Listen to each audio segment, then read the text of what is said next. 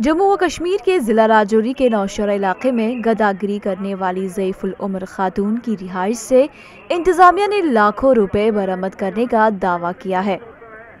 नौशहरा राजौरी में एक ज़ईफ़ुल उम्र खातून खस्ताहाल मकान में रिहाइश पजीर थी और जिला इंतजामिया ने मज़कूरा खातून पर तरस खाकर उसके रिहाइश मकान की मरम्मत करने और छत लगाने का फैसला किया।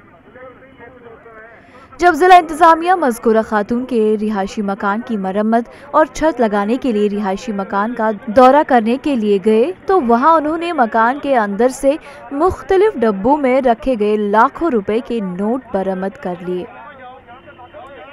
जिला इंतजामिया ने नायब तहसीलदार की सरबराही में ज़ईफ़ुल उम्र खातून की जानिब से जमा किए गए रुपए की गिनती के लिए टीम तैनात कर दी गई है।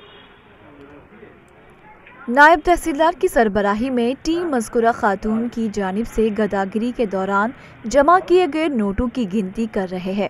टीम ने अभी तक 2 लाख रुपए से ज्यादा की गिनती की है। अब देखना ये होगा कि इंतजामिया इन पैसों का क्या करेगी। ATV भारत के लिए राजौरी से मोहम्मद तारिक की रिपोर्ट।